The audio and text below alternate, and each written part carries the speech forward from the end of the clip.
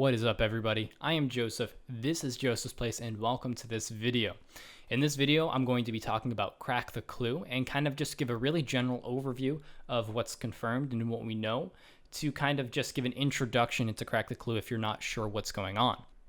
I'm doing this video today because on the Q&A stream on RuneScape's Twitch channel, they released a fairly large clue in relation to Crack the Clue and that fifth and final clue location. So I thought now would be an appropriate time to kind of go over everything that is known. So starting off, I want to kind of describe what Crack the Clue is if you're not sure. So Crack the Clue is a game-wide event thought up and designed by Mod Matt K. This event started on June 17th in 2016, and starting on that date for 4 weeks, there were weekly clues released in the form of clue scroll maps.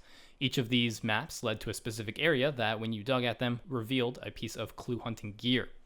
The idea is that after the first 4 clues were released and found, they could be somehow combined in order to show the final item and the final location, which is the Clue Hunter helmet. The reward for being the first person to discover this helmet is to have your name in the examine text of that item forever. And this final clue step is what's taken the community over a year to discover, and it's at this point still not discovered at the time of me making this video. So to start off this video, I want to go into what we actually know for a fact based on these 4 clues. So a lot of this information is contained in a slideshow, a Google slideshow presentation maintained by the Crack the Clue subreddit. So if you're looking for some more in-depth discussion and theories, head over there, and I'll leave a link in the description for everything. I'm not affiliated with them in any way, but I do frequent the subreddit very often, and I'm very interested in the clue hunting process. So I'm not going to hit too many theories or go very in-depth into theories in this video. I do want to keep this strictly factual and as an overview. Before you can go speculating and theorizing, you need to know what we know about this 5th and final clue. So first off, there are no in-game requirements to discover the helmet, meaning it's not locked behind quests, skills, or even the other gear pieces, so this can be the first piece of gear you obtain. It is possible for a new account, if they knew exactly what they were doing, to complete this last step within minutes after completing Tutorial Island. If that account is an Iron Man, it would take about 30 minutes. So there's some item in there that would take a little bit longer to obtain naturally rather than buying it. Every part of the information for the 5th clue has already been discovered, but no one really knows exactly which theories or discoveries are directly relevant. There's quite a few of them, and they all revolve around information we know, but no one yet has put them in the exact correct order. To receive the final item, it is required to dig at a certain location with 3 specific items in your inventory, and that is what was confirmed on the Q&A stream today. That was a hint that was given. And yesterday, there were 3 images released that showed the clock tower had some significance. So again, leading up to today's clues, there were secondary clues pointing out the clock tower with a follow-up Snapchat that said, "All you need is time." Just a blank Snapchat, black Snapchat without text on it. So that leads to the theory that those sub-clues point to the watch item at the clock tower, but again, that hasn't been necessarily confirmed. That's just a strong theory related to that clue. So now that we know what's confirmed, let's go over each of those 4 clues. So I'm going to, on screen, leave the 4 clues and the locations if you just really quick want to go dig those up, but each of these clues has some very similar elements among the 4. For example, each clue has an X on it that corresponds to the location to dig in order to get the corresponding clue hunter piece.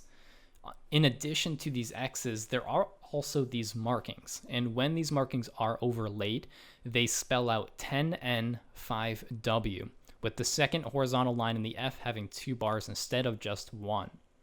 So, in addition to those markings and that hidden text, there are yellow lines on each of these maps. Now, the solution or the discovery based around these is that they point to an island in the wilderness. This solution for this part of the clue was found by Wooks, a player many people know. When all of these lines are connected, they form a shape, and that shape is the border of this island in the wilderness. On this island, there are 2 nature rune spawns. These nature runes were confirmed to have relevance with the 5th clue's location, and that confirmation was from Mod Kieran. And let me rephrase that a little bit. It's not these specific runes, but just nature runes in general are relevant to the final clue. Another element on each of these 4 clues is the thetas, or the bisected circles, as some see them as. The orientation of these help to line up the yellow lines in order to produce the lava maze outline. There are some other markings on these, such as trees or landmarks, but as of right now, these don't lead to anything specific towards the final clue and relate more towards their individual clue hunter piece.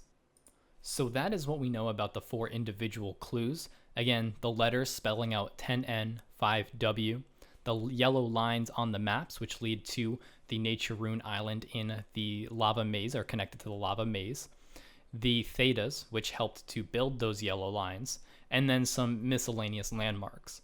The only piece of information that hasn't been directly connected to any part of the clue is 10N, 5W. Each of the other items have had something specific that's been either confirmed or related to the individual clue that has had a function. So this is the only area that hasn't had a function directly correlated to it. So that's something to keep in mind. So that really is a general overview of what's going on right now with Crack the Clue, as well as some of the information that we know. If you're interested to look into some specific theories and to get more in depth in it, there's quite a lot of information over on the subreddit. And again, as of the time I'm recording this, no one has discovered the helmet, so there still is time to see if you will be the one to have your name immortalized in old school RuneScape, because that is quite an honor, let me tell you. But that is really all the information I have in this video. If you have any questions, leave them in the comments and I'll do my best to answer or direct you to somewhere that you can get your question answered. But I hope you enjoyed this video and I will see you next time.